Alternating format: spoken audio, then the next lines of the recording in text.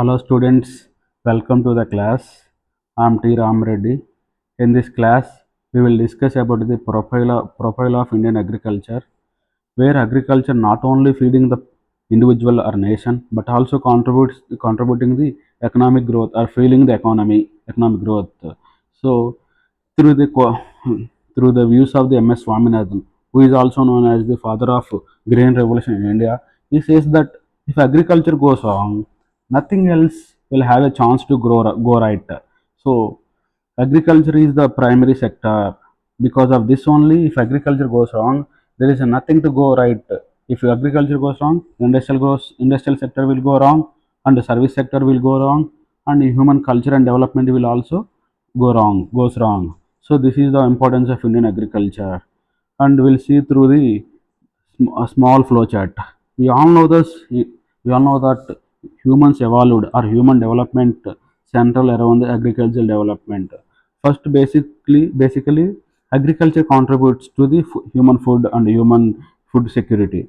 Then, after the surplus in agriculture production or productivity will lead to the food, food not only food but also contributes to the population growth or population reproduction. Then after more population, more division of labor, more occupational diversification.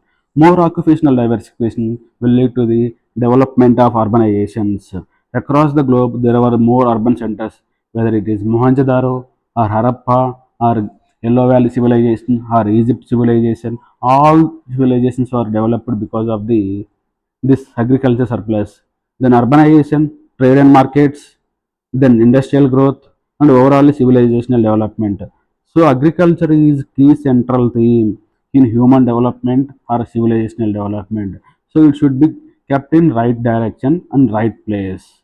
So after seeing the importance of agriculture, we'll see the brief details of Indian agriculture. Brief details of Indian agriculture in dimensions of agriculture share in India's GDP, workforce in Indian agriculture, arable land in India, agricultural exports or agricultural trade, food grain production and productivity.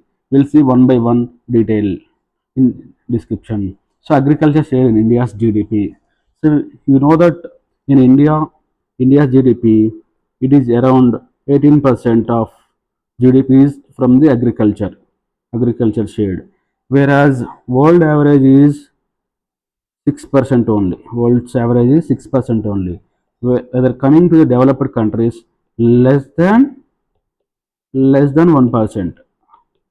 You see, less than 1% developed countries like USA or UK and Switzerland, all these. But in India, it is more than 18%.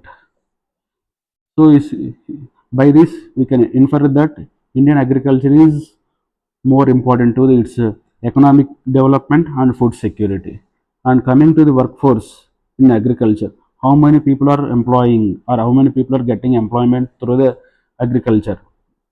In India, around 45% of labor force getting employment in Indian agriculture.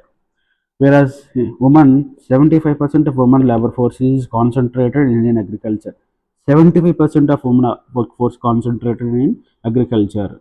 And coming to the this analysis, whereas 18% to the GDP, but 45% to the labor force. This in a way disguised unemployment,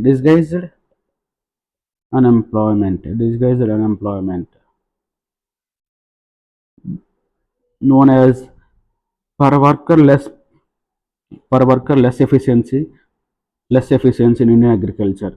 This is the one of the major thing to be observed. And coming to the Indian agriculture contribution to GDP and Indian agriculture growth over the period of time, around the independence time or during the independence, India's GDP is heavily relied on the agriculture.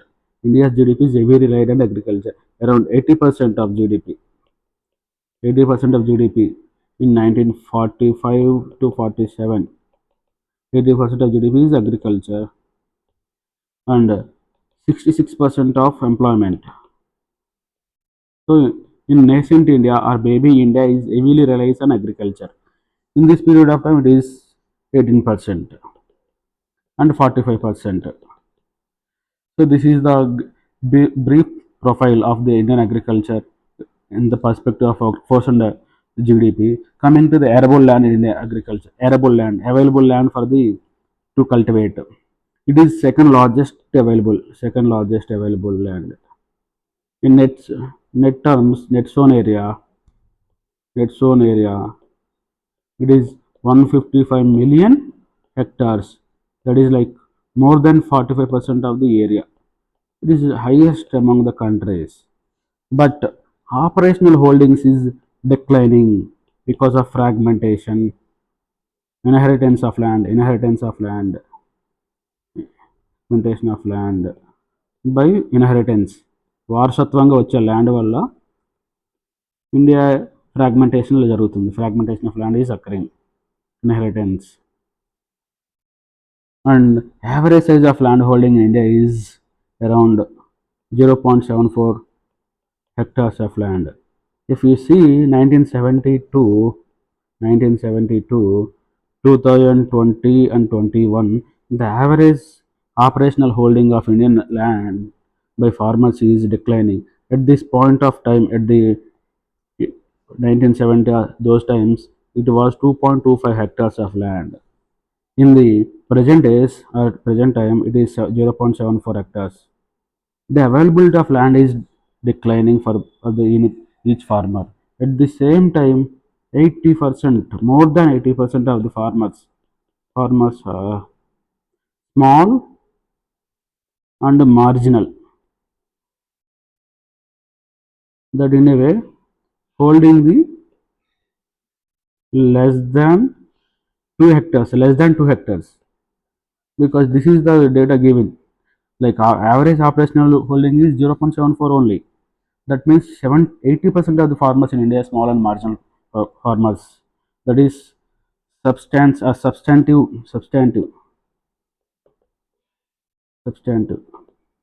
holding. Coming to the agricultural exports, even though this much of small fragmented land or this much of fragmentation, this much small holding, Indian agriculture is contributing to the more trade and commerce. Around 2.5% of the global trade. 2.5% of the global trade. In net terms, around $50 billion. $50 billion.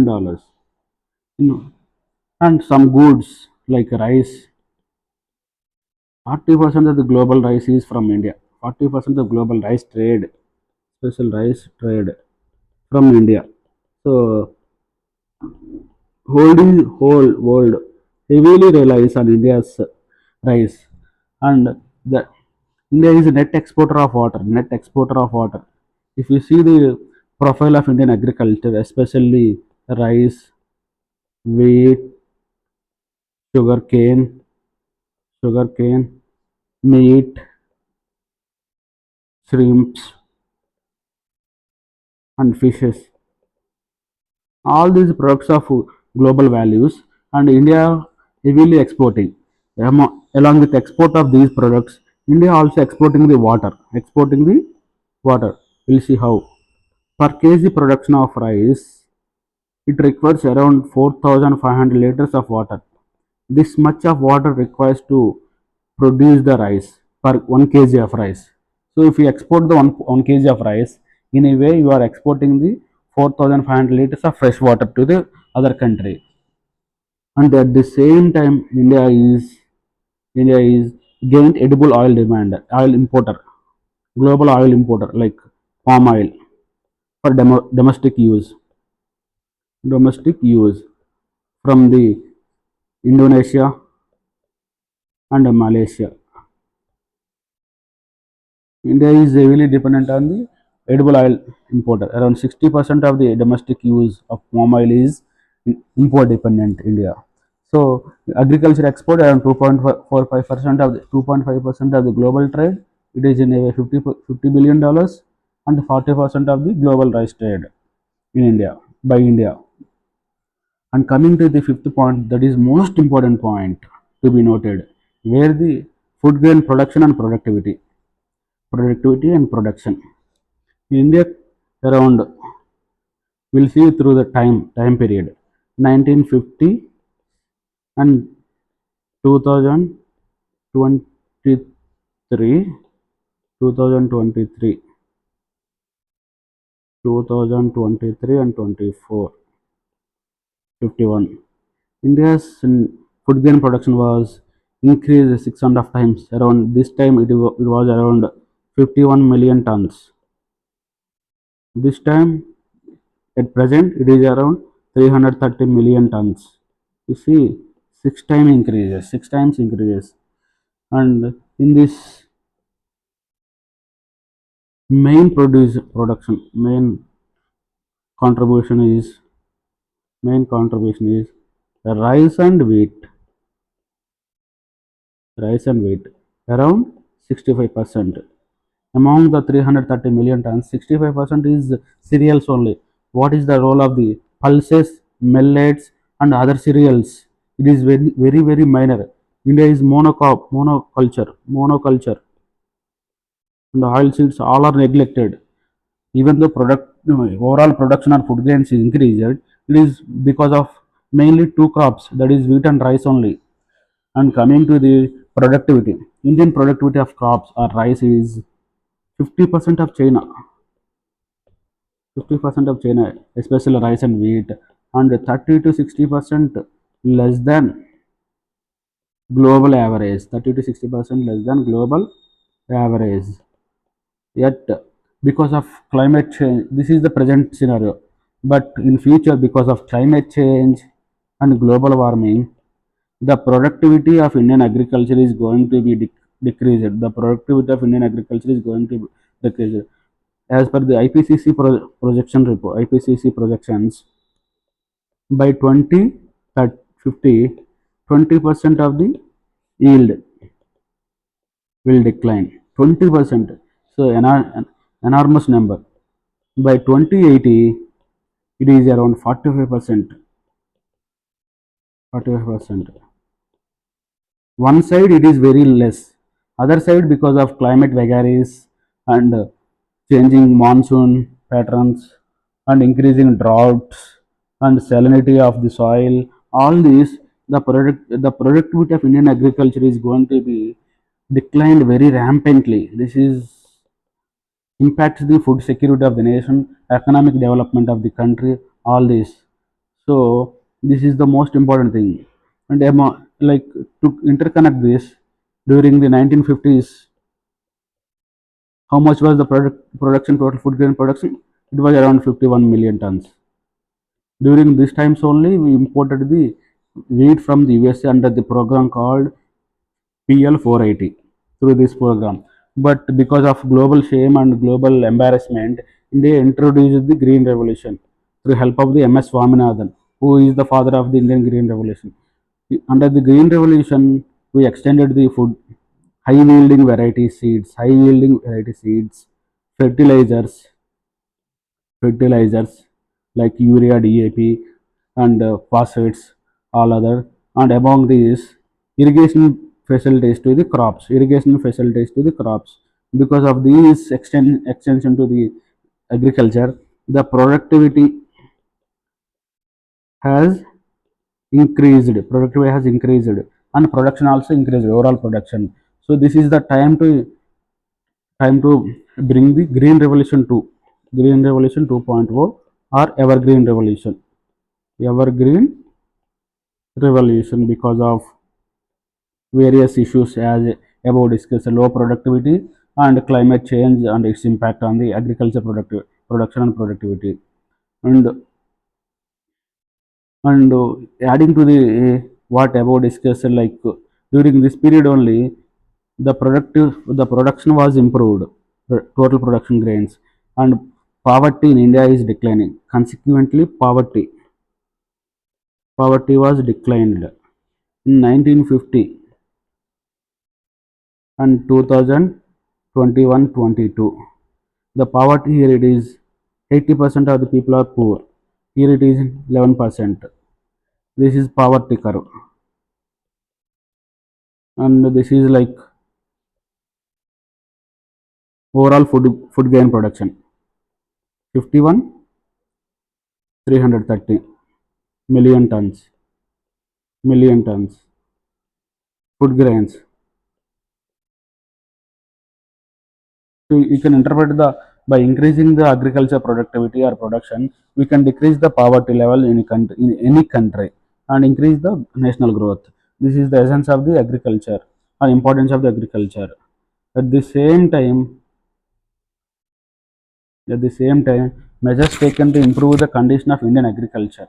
What are the measures taken to aid or improve the Indian agriculture? The first measure is so many measures were taken in so many dimensions, whether it is technological, irrigational, seeds, or income support, or mechanization, all these angles. But we will see the more important schemes here.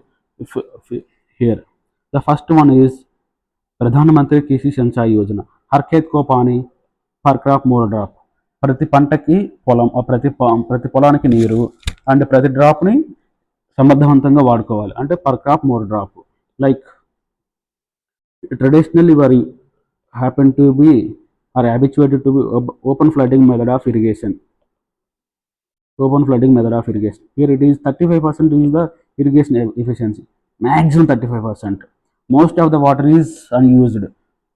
In 100 given 100 liters of water, 35 liters is used maximum, and remaining 65 liters is wasted or like unused. So this is underused, and to avoid this condition, through this scheme PM Krishi Sanchay Yojana, India launches the or India extended the irrigational benefits, irrigational facilities, especially drip and sprinkler,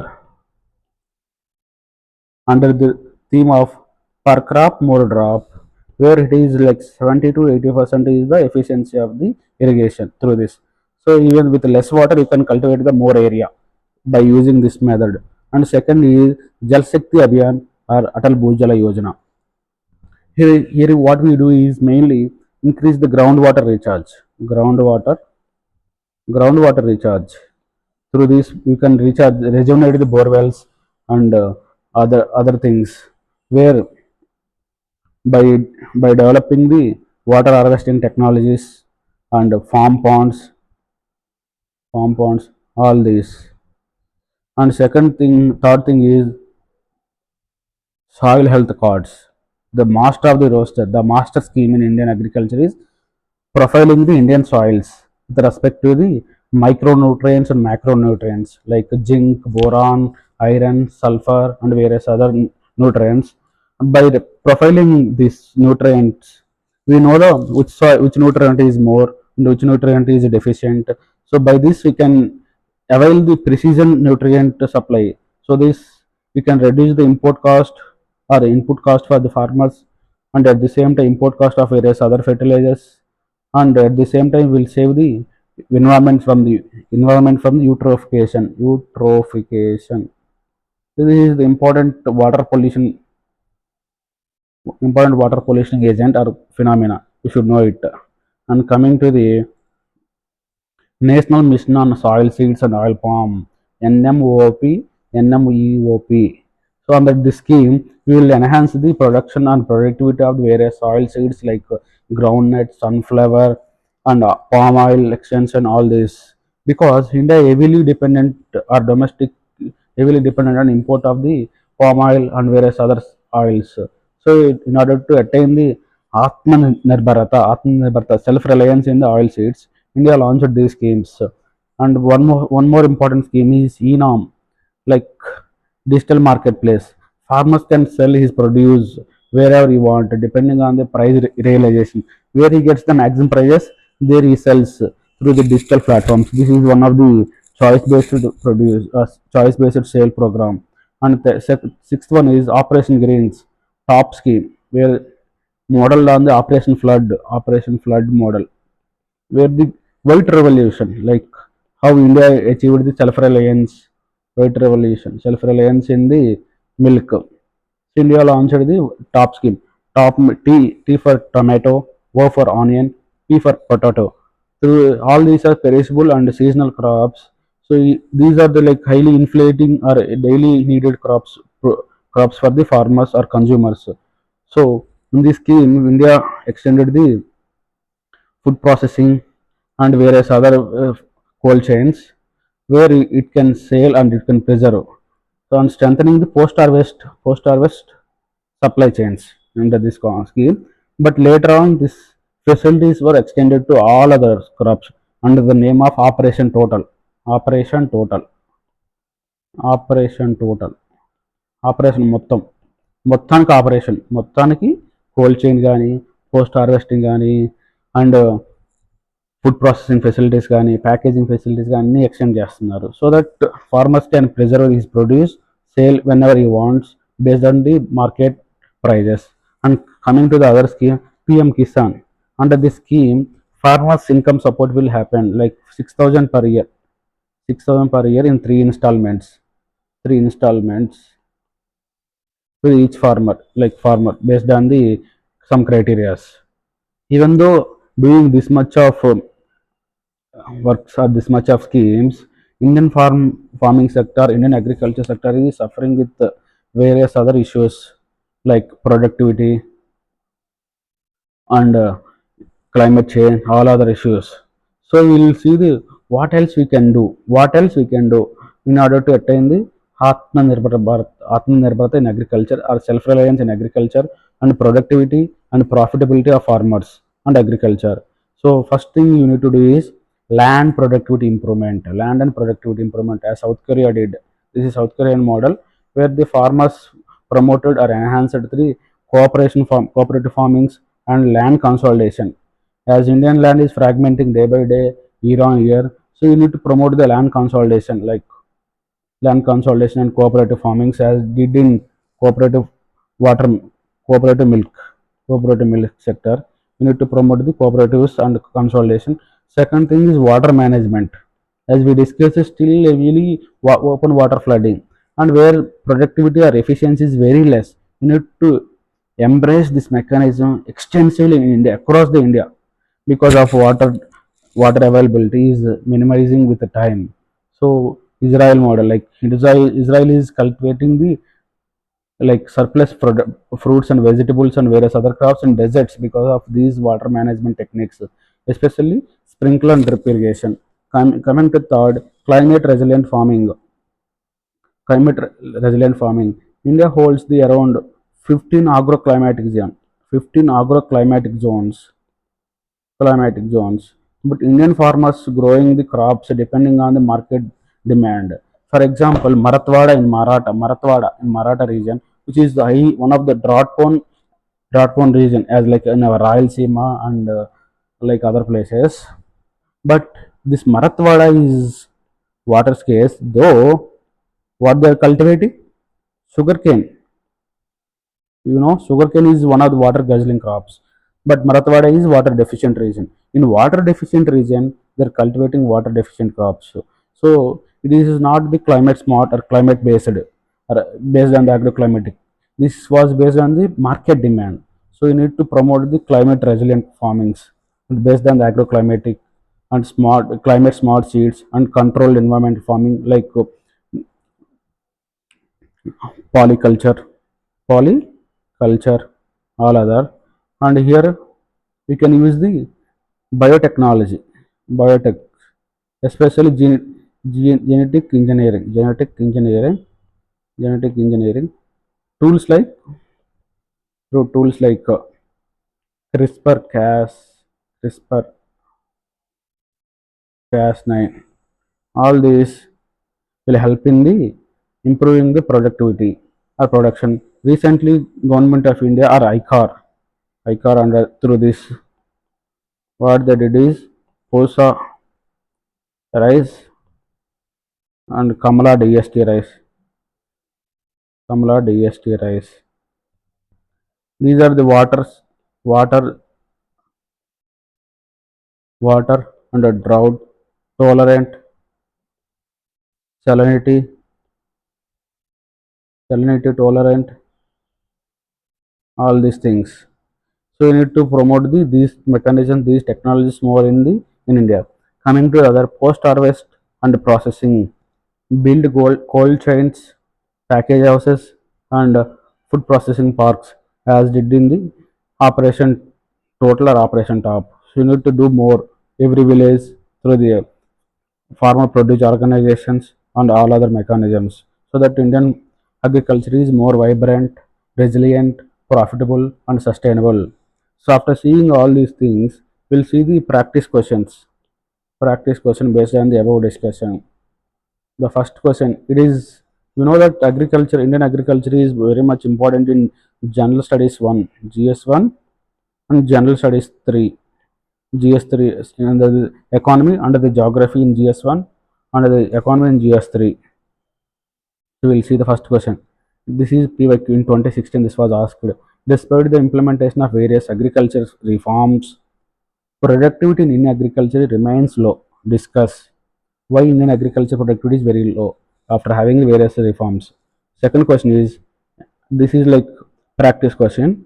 Analyze the vulnerabilities and suggest the climate resilient pathways for sustainable agricultural growth in India. Vulnerabilities and resilient pathways for sustainable agriculture in India. Problems in agriculture and measures need to be taken to address those problems. This is anyway that question only. And coming to the like Indian agriculture can be asked in essay perspective also. The agriculture in India, problems and prospects. Problems and prospect essay like 1000 to 1200 words. Coming to the prelims question, consider the following: soil organic carbon, water use efficiency, input subsidies, crop diversification. Which of the above factors can directly enhance the agriculture sustainability? Factors enhancing the agriculture sustainability. So here we need to go with the elimination or selection process. Whether it's soil organ carbon enhances agriculture sustainability, yes. Whether it is water use efficiency, yes. Less water, more crop. Input subsidies, we'll see it. Crop diversification, like monoculture to like polyculture, or else like agri diversity. This will definitely enhance the agriculture sustainability in future, even at present times also.